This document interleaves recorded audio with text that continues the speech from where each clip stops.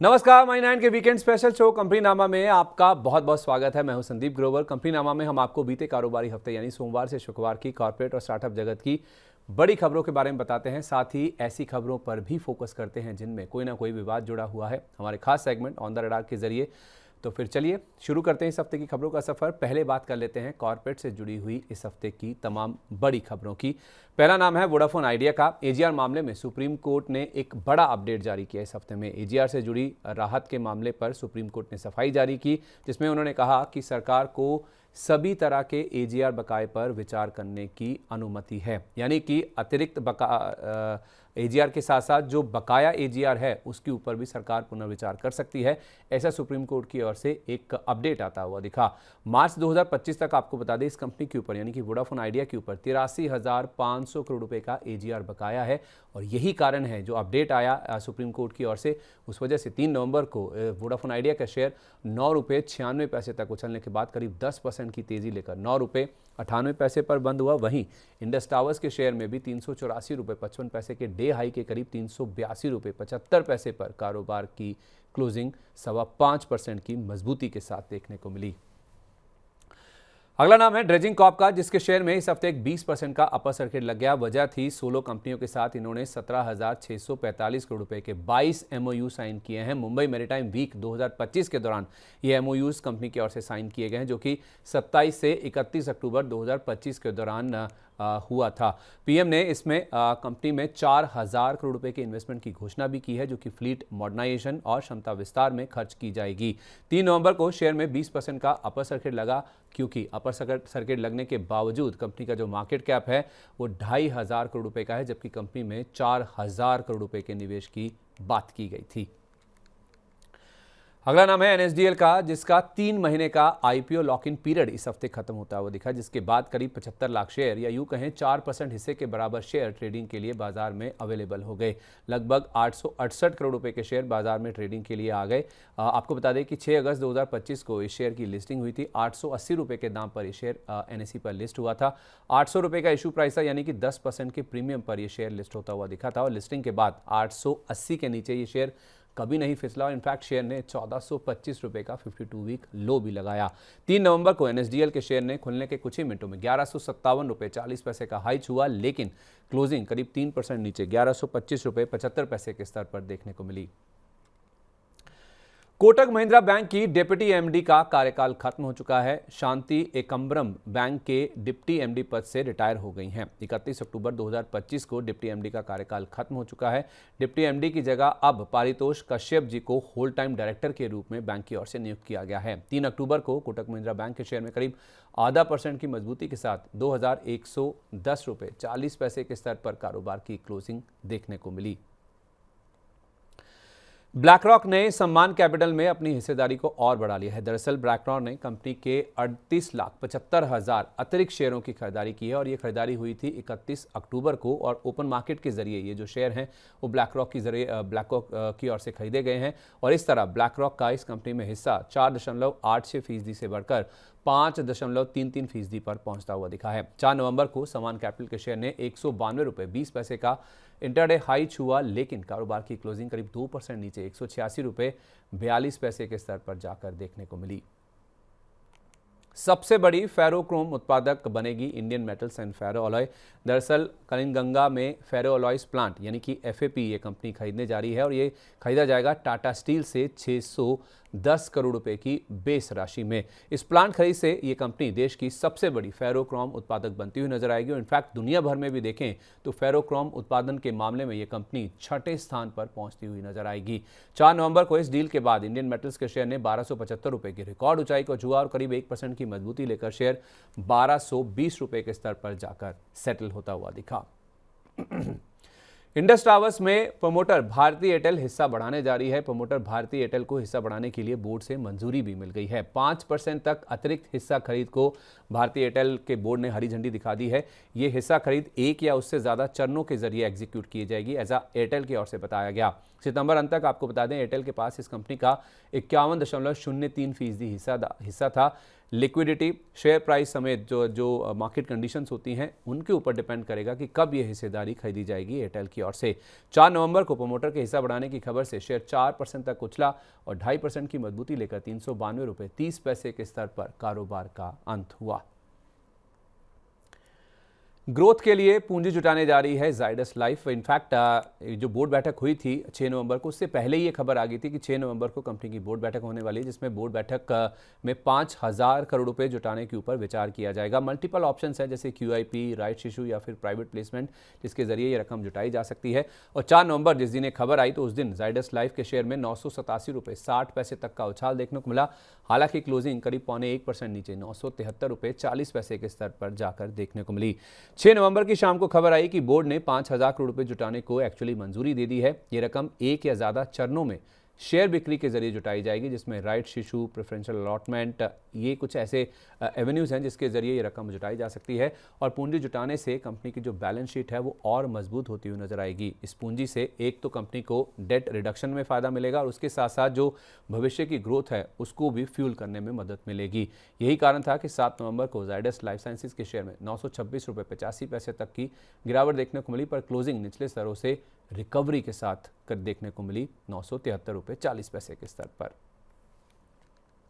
सिप्ला ने टाटा इंडस्ट्रीज की सब्सिडरी को खरीदा है। इंस्पेरा हेल्थ साइंसेज नाम की कंपनी है जिसका 100% हिस्सा इस कंपनी की ओर से खरीदा गया है।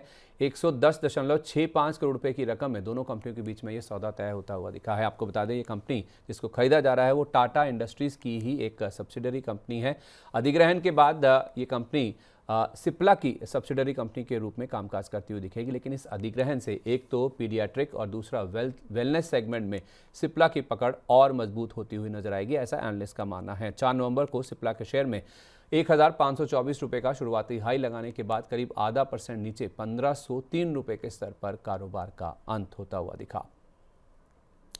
इस हफ्ते हिंडाल्को के शेयर में 7 महीने की सबसे बड़ी गिरावट देखने को मिली। दरअसल यूएस की सब्सिडरी नोवेलिस की नतीजों के बाद इस शेयर की पिटाई हुई, जिसमें कहा गया कि FY26 में जो फ्री कैश फ्लो है कंपनी के उन पर 55 से 65 करोड़ डॉलर का असर आ सकता है। नोवेलिस के न्यूयॉर्क प्लांट में आग लगने से इस असर का आकलन किया गया है।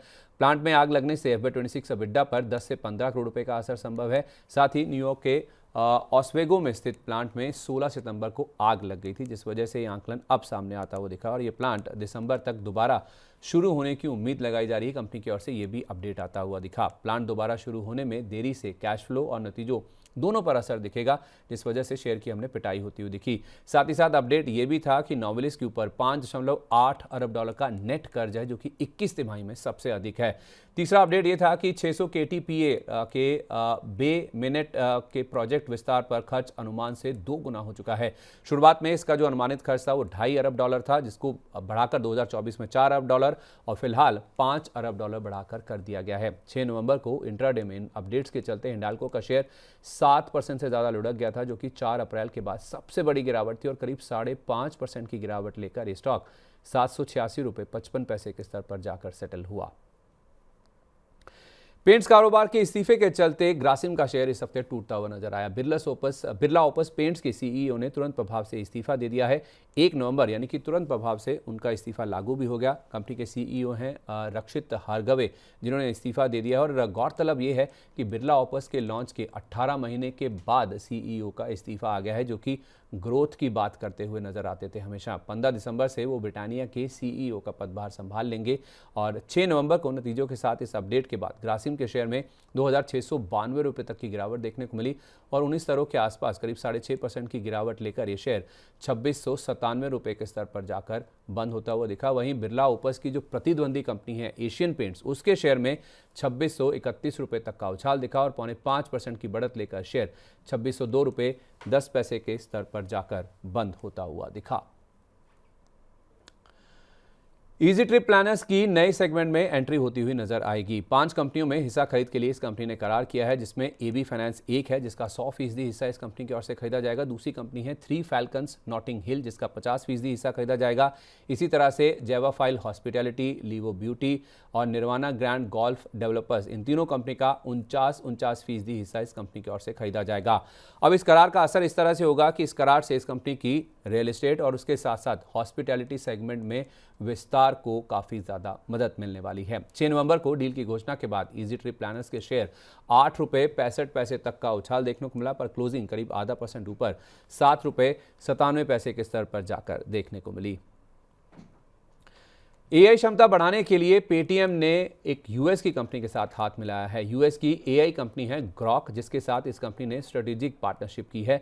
अपने प्लेटफॉर्म में एडवांस एआई टेक्नोलॉजी इंटीग्रेट करने के लिए करार किया गया है। आपको बता दें कि ग्रॉक की क्लाउड और एलपीयू टेक्नोलॉजी का इस कंपनी की ओर से इस्तेमाल किया जाएगा और जो ट्रेडिशनल जीपीयू आधारित सिस्टम है उनके मुकाबले इस कंपनी का यानी कि ग्रॉक का तेज और उसके साथ साथ cost effective AI inference deliver किया जाएगा। इस करार से इस कंपनी के एग्जीक्यूटिव का मानना है कंपनी के लिए नया रेवेन्यू स्ट्रीम खुलने की उम्मीद लगाई जा रही है। 6 नवंबर को पेटीएम के शेयर में इस करार के चलते 1333 रुपये 80 पैसे तक का उछाल देखने को मिला, जो कि कंपनी का नया 52 वीक हाई भी था और 4.25% की मजबूती लेकर ये शेयर 1321 रुपये 90 पैसे के स्तर पर जाकर बंद होता हुआ दिखा। आरबीएल बैंक से एमएनएम ने पूरी तरह से एग्जिट कर लिया है। 6 नवंबर को 3.53% हिस्से की ब्लॉक डील होती हुई नजर आई। ब्लॉक डील के जरिए एमएनएम ने 2 करोड़ 11 लाख शेयरों की बिकवाली की है। ये बिकवाली हुई है 320 रुपये 65 पैसे के भाव पर, यानी कि ब्लॉक डील का साइज 676 करोड़ रुपए का था, जिसके जरिए एमएनएम ने अपनी हिस्सेदारी बेची है। जुलाई 2023 में आपको बता दें एमएनएम ने ये हिस्सेदारी 417 करोड़ रुपए की रकम में खरीदी थी। इसका मतलब ये हुआ कि एमएनएम ने करीब 62% मुनाफे में अपनी पूरी हिस्सेदारी आरबीएल बैंक से बेच दी है। 6 नवंबर को आरबीएल बैंक के शेयर ने 332 रुपये का 52 वीक हाई छुआ और करीब आधा % ऊपर 325 रुपये 50 पैसे के स्तर पर जाकर बंद होता हुआ दिखा। चलिए फोकस करते हैं प्राइमरी मार्केट पर। इस हफ्ते 2 नई कंपनियों ने बाजार में दस्तक दी। पहला नाम है ओखला इंडिया का, जिसकी पॉजिटिव लिस्टिंग हुई लेकिन बाद में ये शेयर फिसलता हुआ दिखा। एनएसई पर यह शेयर 750 रुपये 10 पैसे के भाव पर लिस्ट हुआ, यानी कि इशू प्राइस से 0.25% के प्रीमियम पर इस कंपनी की लिस्टिंग होती हुई नजर आई, क्योंकि 730 रुपये का इशू प्राइस था। इस इशू को रिस्पांस अच्छा मिला था। ये करीब 49 गुना के आसपास सब्सक्राइब हुआ था, जिसके जरिए इस कंपनी ने 1667 करोड़ रुपए की रकम जुटाई है। फ्रेश इशू के जरिए कंपनी को कोई रकम नहीं मिली है, यानी कि पूरा जो एफएस वाला पार्ट है, यानी कि मौजूदा निवेशकों को इस आईपीओ के जरिए रकम मिलती हुई नजर आई। 6 नवंबर को लिस्टिंग के बाद ओखला इंडिया के शेयर ने 760 रुपये का हाई छुआ, लेकिन क्लोजिंग करीब 3% नीचे 709 रुपये के स्तर पर जाकर देखने को मिली। दूसरा नाम है स्टड्स एक्सेसरीज का, जिसकी लिस्टिंग मिली जुली रही। ये शुक्रवार को हुई थी, यानी कि 7 नवंबर को। एनएसई पर यह शेयर 565 रुपये के भाव पर जाकर लिस्ट हुआ, यानी कि इशू प्राइस से 3.5% के आसपास के डिस्काउंट पर लिस्टिंग हुई थी। 585 रुपये इस कंपनी का इशू प्राइस तय किया गया था। इशू को रिस्पांस काफ़ी अच्छा मिला था। 73 गुना से ज़्यादा ये आईपीओ सब्सक्राइब हुआ था और ग्रे मार्केट में भी इंडिकेशन थे कि प्रीमियम के साथ लिस्टिंग होगी, लेकिन डिस्काउंट पर खुला क्योंकि बाजार का मूड माहौल खराब था। इस आईपीओ के जरिए इस कंपनी ने कुल 455 करोड़ रुपये की रकम जुटाई है। फ्रेश इशू के जरिए कंपनी को कुछ नहीं मिला, लेकिन पूरी रकम ओएफएस के जरिए मौजूदा निवेशकों के पास पहुंचती हुई दिखी है। 7 नवंबर को लिस्टिंग के बाद शेयर ने 560 रुपये का लोच हुआ, लेकिन निचले स्तरों से अच्छी खासी रिकवरी के साथ शेयर की क्लोजिंग देखने को मिली। तो ये थी बीते कारोबारी हफ्ते की कॉर्पोरेट जगत से जुड़ी बड़ी सुर्खियां। चलिए अब रुख करते हैं कॉर्पोरेट जगत की ऐसी खबरों का जिनमें कोई ना कोई विवाद जुड़ा हुआ है। आपको ले चलते हैं हमारे खास सेगमेंट की तरफ, जिसका नाम है ऑन द रडार, और बढ़ते हैं इस सेगमेंट की पहली खबर की तरफ, जो है एचयूएल यानी कि हिंदुस्तान यूनिलीवर को लेकर। इनको एक बड़ा इनकम टैक्स असेसमेंट ऑर्डर मिला है। 1986 करोड़ रुपए का इनकम टैक्स असेसमेंट ऑर्डर इस कंपनी के हाथ लगा है। FY21 यानी कि वित्त वर्ष 2021 के लिए इस कंपनी को इनकम टैक्स असेसमेंट ऑर्डर मिला है। ट्रांसफर प्राइसिंग और डेप्रिसिएशन क्लेम के चलते ये ऑर्डर कंपनी को मिला है। कंपनी ने कहा है कि ऑर्डर के खिलाफ हम अपील करेंगे और इस ऑर्डर के चलते ज़्यादा वित्तीय असर होने की आशंका नहीं है।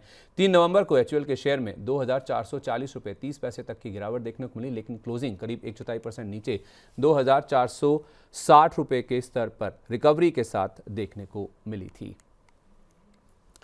अगला नाम है टाटा ग्रुप का। टाटा ट्रस्ट की जो रार है वो खत्म होने के संकेत मिलते हुए दिखे हैं। दरअसल खबरें इस तरह से आ रही हैं कि महली मिस्त्री ने टाटा ट्रस्ट के जो चेयरमैन हैं नोएल टाटा, उनको एक लेटर लिखा है जिसमें उन्होंने कहा है कि वो टाटा ट्रस्ट से अलग होना चाहते हैं और मीडिया में जिस तरह की अटकलें चल रही हैं उन पे ऊपर वो विराम लगाना चाहते हैं। उन्होंने इस लेटर में लिखा कि 28 अक्टूबर तक वो टाटा ट्रस्ट के ट्रस्टी के तौर पर सेवा कर पाए हैं, उनको सौभाग्य मिला, ये उनके लिए काफ़ी खुशी की बात है। लेकिन मामले के इस तरह आगे बढ़ने से टाटा ग्रुप को बहुत बड़ा नुकसान हो सकता है, जिस वजह से उन्होंने अपने पदभार से हटने का फैसला लिया है। 6 नवंबर को टाटा ग्रुप के ज़्यादातर शेयरों में गिरावट देखने को मिली। हालांकि टीसीएस का शेयर करीब 0.25% की मजबूती लेकर 3010 रुपये के लेवल पर जाकर बंद होता हुआ दिखा। इस हफ्ते की सबसे बड़ी खबर थी अनिल अंबानी ग्रुप को लेकर। लगातार 6 दिन से रिलायंस पावर और रिलायंस इंफ्रा के शेयर इसी खबर के चलते फोकस में रहे और पिटते हुए भी नजर आए हैं। अनिल अंबानी ग्रुप पर ईडी की बड़ी कार्रवाई हुई है, जिस वजह से शेयरों की पिटाई हुई है। आपको बता दें कि ईडी ने ग्रुप की 7,500 करोड़ रुपए से ज्यादा की संपत्तियां जब्त की हैं।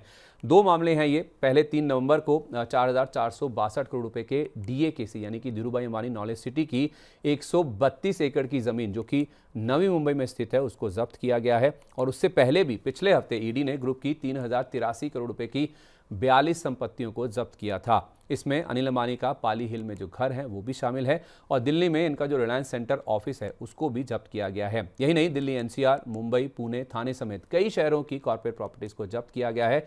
और जब्त प्रॉपर्टीज में चेन्नई में 109.6 करोड़ रुपए के 29 फ्लैट भी शामिल हैं। ईडी की कार्रवाई से कारोबार पर कोई असर नहीं होगा, ऐसा रिलायंस एडीजी ग्रुप की ओर से बयान आया। लेकिन इसके बावजूद 4 नवंबर को रिलायंस पावर का शेयर 0.8% की गिरावट के साथ बंद हुआ और रिलायंस इंफ्रा का शेयर 5% के लोअर सर्किट पर जाकर बंद होता हुआ दिखा।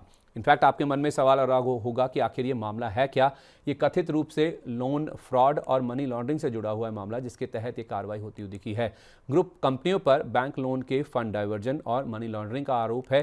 दरअसल 2017 से लेकर 2019 के दौरान येस बैंक ने ग्रुप की 2 कंपनियों में निवेश किया, जिनमें RHFL 2,965 करोड़ रुपए का निवेश हुआ और RCFL में इन्वेस्टमेंट्स के रूप में 2,045 करोड़ रुपए की रकम डाली गई थी। लेकिन दिसंबर 2019 तक येस बैंक के फंड्स नॉन परफॉर्मिंग इन्वेस्टमेंट्स बन गए। RHFL पर येस बैंक का उस समय 1,353 करोड़ रुपए का बकाया था। इसी तरह से RCFL पर भी येस बैंक की 1,984 करोड़ रुपए की रकम बकाया थी। माना जा रहा था कि कलेक्टिव लोन स्कीम के जरिए 17,000 करोड़ रुपए का डाइवर्जन इन कंपनियों की ओर से हुआ है, ऐसा जांच में पता चला है, जिसमें रिलायंस इंफ्रा समेत ग्रुप की कई सारी कंपनियां शामिल हैं जो कि कलेक्टिव लोन स्कीम का हिस्सा थी। इसी कारण से अगस्त 2025 में ईडी ने इस मामले में अनिल अंबानी से एक पूछताछ भी की थी और इससे पहले 24 जुलाई को मुंबई में ईडी की ओर से छापेमारी भी की गई थी, जिसमें 50 कंपनियां, 25 व्यक्तियों के 35 ठिकानों समेत ईडी की ओर से छापेमारी की गई थी। 6 नवंबर को खबर थी कि ईडी ने अनिल अंबानी को फ्रेश समन जारी किया है। मनी लॉन्ड्रिंग मामले में 14 नवंबर को उनसे पूछताछ की जाएगी, जिस वजह से समन जारी किया गया है। और ये मामला है एसबीआई के साथ आरकॉम के 2,929 करोड़ रुपए के लोन फ्रॉड से जुड़ा हुआ। 21 अगस्त को सीबीआई की एफआईआर के बाद ईडी ने यह जांच शुरू की थी और एसबीआई की शिकायत पर सीबीआई ने जो एक क्रिमिनल केस है वो दर्ज किया था, जिसमें आरकॉम के ऊपर, अनिल अंबानी के ऊपर, इनके जो डायरेक्टर्स हैं उनके ऊपर, पब्लिक सर्वेंट्स इनके खिलाफ जो मामला है वो दर्ज किया गया था। आपको बता दें कि आरकॉम के ऊपर एसबीआई समेत 40,000 करोड़ रुपए से ज़्यादा की देनदारी है, जिस वजह से ये पूरा मामला आता हुआ दिखा है। और इनफैक्ट 7 नवंबर को एक और खबर थी। बुरी खबरों का दौर इस पूरे ग्रुप के लिए खत्म नहीं हो रहा। 7 नवंबर को खबर थी कि मनी लॉन्ड्रिंग जांच मामले में ईडी ने तीसरी गिरफ्तारी भी की है। ये एक दूसरा मामला है सेकी यानी कि solar energy corporation of India को दी गई 68.2 करोड़ रुपए की जाली बैंक गारंटी का। रिलायंस पावर की सब्सिडरी रिलायंस NUBESS ने यह गारंटी दी थी और PMLA के तहत अमरनाथ दत्ता इनकी गिरफ्तारी की गई है तीसरे व्यक्ति के रूप में। इससे पहले रिलायंस पावर के CFO अशोक कुमार पाल इनको गिरफ्तार किया गया था और बिस्वाल ट्रेडलिंक के MD पार्थ सारथी बिस्वाल इनको भी अरेस्ट किया गया था। 7 नवंबर को रिलायंस पावर के शेयर में छठे दिन गिरावट के साथ और रिलायंस इंफ्रा के शेयर में चौथे दिन 5% के लोअर सर्किट पर जाकर कारोबार की क्लोजिंग देखने को मिली। तो कॉर्पोरेट जगत से जुड़ी इस हफ्ते की तमाम बड़ी खबरें हमने आपके सामने रख दी हैं। बढ़ते हैं स्टार्टअप्स की खबरों की तरफ, आपको ले चलते हैं हमारे अगले सेगमेंट की तरफ, जिसका नाम है स्टार्टअप अपडेट। और इस सेगमेंट पे खबर जुड़ी हुई है ओयो से जुड़ी हुई। ओयो की पेरेंट कंपनी है प्रिज्म, जिसने एक बड़ा कॉर्पोरेट टर्न अराउंड किया है। दरअसल एक विवादित बोनस इशू का ऐलान इस ग्रुप की ओर से किया गया था, जिसको अब वापस लेने का फैसला ओयो ने किया है। छोटे धारकों के विरोध या फिर क्रिटिसिज्म के बाद ये फैसला लिया गया है, जिसमें 6,000 शेयरों के बदले में एक बोनस शेयर देने की जो बात है वो इस कंपनी की ओर से की गई थी। इसमें बड़े और चुनिंदा निवेशकों को फायदा देने की मंशा से ये इशू लाया गया है, ऐसे आरोप कंपनी की ओर से लगे थे और शेयरधारकों ने इस कंपनी की काफ़ी ज़्यादा निंदा भी करी थी, जिसके बाद अब कंपनी ने कहा है कि कंपनी की ओर से बहुत जल्द एक नया स्ट्रक्चर जारी किया जाएगा। तो आज के एपिसोड में बस इतना ही। खबरों के सिलसिले को हम यहीं पर विराम देते हैं, पर अगले शनिवार को आपसे फिर मुलाकात होगी इसी समय नई खबरों के साथ। तब तक आप जुड़े रहिए मनी 9 के साथ। और विदा लेने से पहले एक ज़रूरी बात, मनी 9 आपके लिए लेकर आया है मनी 9 प्राइम मेंबरशिप, जिसमें हमारे एक्सक्लूसिव कंटेंट को देखने के लिए, अपनी स्टॉक से जुड़ी हुई, म्यूचुअल फंड पोर्टफोलियो से जुड़ी हुई उलझनों का जवाब पाने के लिए आप सब्सक्राइब कीजिए हमारे प्राइम प्लान्स को। ज्वाइन करने के लिए मनी 9 के यूट्यूब पेज पर जाइए, ज्वाइन बटन प्रेस कीजिए, प्लान चुनिए, पेमेंट कीजिए और बस बन जाइए हमारे प्राइम मेंबर।